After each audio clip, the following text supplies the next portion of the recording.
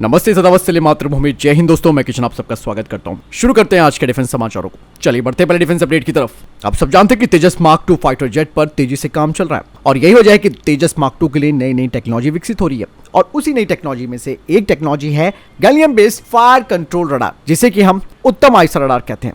और ये वो पहला फाइटर जेट बनने वाला है जिसे कि गैलियम नाइट्राइड आधारित फायर कंट्रोल रडार मिलेगा। स्वदेशी रूप से बना ये रडार देश की तकनीकी क्षमता और डिफेंस मैन्युफैक्चरिंग में आत्मनिर्भरता के लिए एक बड़ा उदाहरण भी है। आपको मैं बता दूं कि गैलियम नाइट्राइड गैलियम आर्सेनेट की तुलना में एक नया सेमीकंडक्टर मटेरियल है जो कि कई तरीके के फायदे देता है, जो कि इसे एडवांस रडार सिस्टम के लिए काफी आदर्श भी बनाते हैं। इसके बेहतर गुण छोटे, हल्के और अधिक कुशल रडार कंपोनेंट्स के विकास को सक्षम करते हैं और ये हाई फ्रीक्वेंसी पर भी काम कर सकता है, जिससे कि बेहतर तरीके से पता लगाने की जो रेंज है उसके अलावा सटीकता और ट्रैकिंग क्षमताएं मिलती हैं। और इस टेक्नोलॉजी से लेस उत्तम आइसा FCR तेजस मार्क 2 को एरियल कॉम्बैट में महत्वपूर्ण बढ़त भी प्रदान करेगा। और यही नहीं, इसकी वजह से तेजस मार्क 2 की जो सिचुएशनल अवेयरनेस और सर्वाइबिलिटी है वो भी बढ़ेगी।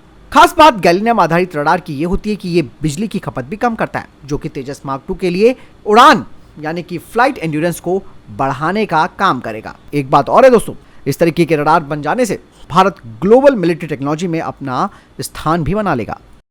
चलिए बढ़ते हैं नेक्स्ट अपडेट की तरफ। एरोनॉटिकल डेवलपमेंट एजेंसी के चीफ की तरफ से कहा गया है कि LCA नेवी कैरियर बेस्ड जो फाइटर स्क्वाड्रन है उसके अधिग्रहण में देरी हो रही है, जिसके लिए उन्होंने बहुत सारी चीजों को जिम्मेदार भी ठहराया। हालांकि उन्होंने कहा कि जिस तरीके की बाधाएं चल रही हैं उन्हें जल्द ही दूर किया जाएगा। दरअसल दोस्तों, ये जो फाइटर जेट है वो इंडियन ओशन रीजन और उससे आगे भारतीय नौसेना की उपस्थिति को मजबूत करेगा। कहा जा रहा है कि नया स्क्वाड्रन हमारे विमान वाहक पोत INS विक्रांत और INS विक्रमादित्य पर भी डिप्लॉय किए जाएंगे। दरअसल दोस्तों, एरोनॉटिकल डेवलपमेंट एजेंसी की तरफ से कहा गया है कि LCA नेवी प्रोग्राम का एक महत्वपूर्ण हिस्सा है जो खास तौर पर कैरियर ऑपरेशन के लिए डिजाइन किया गया है। ये फाइटर जेट नौसेना की ऑपरेशनल आवश्यकताओं को पूरा करने के लिए काफी महत्वपूर्ण होगा।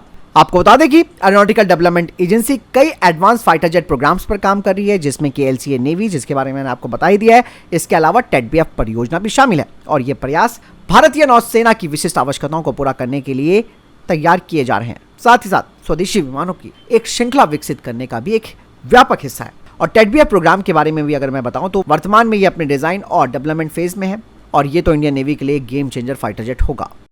बढ़ते नेक्स्ट अपडेट की तरफ। दोस्तों, हाल ही में मैंने आपको डिफेंस अपडेट में बताया था कि भारतीय वायुसेना के जो नए प्रमुख हैं उन्होंने फेस मैनर में 36 यानी कि 36+36 जो राफेल फाइटर जेट्स हैं उन्हें सीधा फ्रांस से खरीदने का एक विचार दिया था, जिसका मतलब साफ है कि ये फाइटर जेट सस्ते होंगे अगर हम इन्हें फ्रांस से सीधा खरीदते हैं। लेकिन यहाँ पर अब एक नई बहस छिड़ चुकी है जो बताती है कि अगर भारत स्थानीय स्तर पर 114 यानी कि 114 राफेल फाइटर जेट्स को तैयार भी करता है तो अगले 5 सालों में इनका 5% जो एनुअल इन्फ्लेशन रेट है वो हो जाएगा, जिससे कि फाइटर जेट की जो कीमत है वो $308 मिलियन पर यूनिट पहुंच जाएगी 2028 तक।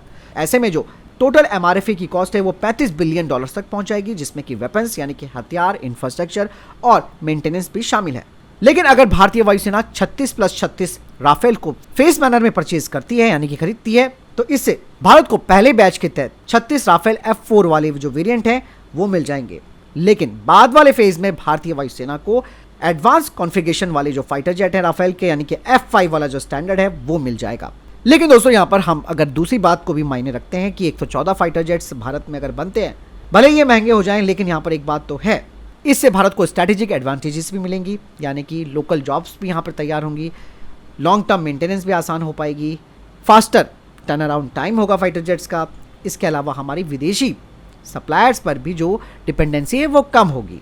देखिए, हम यहाँ पर दोनों ही बातों को रख रहे हैं, हालांकि दूसरा विचार भी अच्छा है। लेकिन दोस्तों, यहाँ पर अगर फिर वही बात आती है कि 114 फाइटर जेट्स अगर भारत में ही बनेंगे तो ये केवल राफेल F4 स्टैंडर्ड तक ही सीमित रहेंगे, यानी कि इनमें कोई नया चेंज नहीं आएगा। फिलहाल आपको क्या लगता है इस बारे में कमेंट सेक्शन में लिखकर जो बताइएगा। चलिए बढ़ते नेक्स्ट अपडेट की तरफ। दोस्तों, भारत ने अब फिलीपींस को एक बड़ा ऑफर दिया है, जिसके तहत संयुक्त रूप से यानी कि जॉइंटली को डेवलप्ड कुछ हथियारों को बनाया जा सकता है दोनों देशों के द्वारा, जिसमें कि फ्यूचर वेरिएंट वाली लॉन्ग रेंज ब्रह्मोस मिसाइल है जो कि फिलीपीन कोस्टल डिफेंस और सी डिनाइल क्षमता को बढ़ाएगी फिलीपींस की। इसके अलावा आकाश NG सिस्टम को साथ में बनाने को लेकर भी ऑफर दिया गया है और साथ ही साथ पिनाका गाइडेड का जो एक वेरिएंट है वो भी स्थानीय स्तर पर बनाए जाने का ऑफर दिया गया है, जो कि स्पेसिफिक होगा फिलीपींस के टेरेन के हिसाब से, जो कि फिलीपींस की सेना की जो ऑपरेशनल नीड है उन्हें पूरा करेगा। यही नहीं, भारत ने तेजस मार्क 1A फाइटर जेट का को डेवलपमेंट पार्टनरशिप का भी ऑफर दिया है, जिसे कि फिलीपींस के हिसाब से कस्टमाइज किया जा सकता है, जिससे कि फिलीपींस इनका इस्तेमाल मैरीटाइम सर्विलांस और एयर डिफेंस मिशन में कर सकता है। इसके अलावा यह भी कहा जा रहा है कि जो वनवर्स्ट हैवी वेट टॉर्पीडो है उसे एक व्हील्ड आर्मर प्लेटफॉर्म पर इंटीग्रेट भी करना। बढ़ते नेक्स्ट टॉपिक की तरफ। दोस्तों, फ्रांस ने भारत को एक ऑफर दिया है, जिसके तहत दोनों ही देश मिलकर advance naval long endurance uncrewed under water vehicles को तैयार कर सकते हैं, जिसमें कि advance networking, artificial intelligence driven autonomous क्षमताएं होंगी, जिन्हें की कॉन्फ़िगर किया जा सकता है इंटेलिजेंस, सर्विलेंस और रिकॉनेसेंस मिशन में, जो कि दुश्मनों की सरफेस फ्लीट्स और अंडर वाटर सबमरीन्स को ट्रैक कर सकते हैं। इसके अलावा ये sea mapping, mine hunting, mine laying का भी काम कर सकते हैं। साथ ही ये एक मदरशिप की तरह फंक्शन भी कर सकते हैं, जो कि छोटे अनमैन्ड अंडर वाटर व्हीकल्स हैं उन्हें डिप्लॉय कर सकते हैं किसी स्पेसिफिक टास्क के लिए। बढ़ते नेक्स्ट टॉपिक की तरफ। दोस्तों, पाकिस्तान को न केवल भारत की बढ़ती हुई ताकत से डर लगता है, बल्कि अब उसने भारत के अंतरिक्ष प्रोग्राम पर भी सवाल उठाना शुरू कर दिया है और साफ तौर पर उसने कह दिया है कि भारत का जो अंतरिक्ष प्रोग्राम है वो कहीं ना कहीं मिलिट्री इंप्लीकेशंस के लिए उसका इस्तेमाल किया जा सकता है। और साथ ही पाकिस्तान की जो नेशनल डिफेंस यूनिवर्सिटी है, उनका मानना है कि भारत अब अंतरिक्ष क्षेत्र में अधिक से अधिक जो प्राइवेट सेक्टर की कंपनियां हैं उन्हें शामिल कर रहा है और भारत इनका डुअल यूज कर सकता है। यानी कि भारत न केवल इनसे अपने अंतरिक्ष में क्षमता बढ़ाएगा, बल्कि बैलिस्टिक मिसाइल कंपोनेंट्स और उससे संबंधित जो टेक्नोलॉजीज हैं उनकी प्रोडक्शन को भी बढ़ा देगा। और 2020 में आप सब जानते हैं कि इन स्पेस की स्थापना की गई थी, जिसमें कि प्राइवेट सेक्टर की जो फर्म्स हैं वो कोलैबोरेट कर सकती हैं इसरो के साथ सैटेलाइट लॉन्चेस, स्पेस एक्सप्लोरेशन और दूसरे जो स्पेस रिलेटेड एक्टिविटीज हैं उनके लिए। स्काईरूट एरोस्पेस, अग्निकुल कॉस्मोस और पिक्सल जैसी जो कंपनियां हैं वो खुद के स्पेस लॉन्च व्हीकल्स और सैटेलाइट टेक्नोलॉजीज को विकसित कर रही हैं और ये भारत की अंतरिक्ष महत्वाकांक्षाओं के लिए एक नए युग की शुरुआत है। यानी कि पाकिस्तान हर चीज भारत की तरफ से जाने की कोशिश कर रहा है कि भैया इनके स्पेस प्रोग्राम जिस तरीके से आगे बढ़ रहे हैं, इसमें कोई डाउट नहीं है कि भारत अंतरिक्ष में अपनी स्पेस फोर्स से लेकर जो अंतरिक्ष क्षमता है, खासकर की मिलिट्री को लेकर, उसे बढ़ा रहा है। पाकिस्तान ने कहा कि भारत का अपना बैलिस्टिक मिसाइल प्रोग्राम है ही, लेकिन अब इसे और ज्यादा वो बढ़ा देगा निजी ऑपरेटरों की भागीदारी के माध्यम से। इसीलिए पाकिस्तान के लिए अब एक बड़ा खतरा बन चुका है। बढ़ते नेक्स्ट टॉपिक की तरफ, वो भी पाकिस्तान से आ रही है। पाकिस्तान के एक रिटायर्ड अधिकारी ने बताया कि भारत अब अपने S-400 एयर डिफेंस सिस्टम को छिपा नहीं सकता। साथ ही पाकिस्तान के इस अधिकारी ने बताया कि पाकिस्तान के परमाणु बम को लेकर कोई नो फर्स्ट यूज की पॉलिसी नहीं है। यही पाकिस्तान की गिदड़ भपकी यहाँ पे भी नहीं रुकी है। आगे उन्होंने कहा कि हम भारत के हर कोने पर हमला करने की क्षमता रखते हैं। पाकिस्तान के पास बड़े पैमाने पर परमाणु ताकत भी है और प्रतिरोधक क्षमता भी है। हालांकि दोस्तों, जब ब्रह्मोस मिसाइल यहाँ गिरी थी तब ये उसका पता नहीं लगा पाए और फिर ये गिदड़ भपकी दे रहे हैं, तो वाकई में अपनी आवाम को खुश करने की कोशिश पाकिस्तान कर रहा है।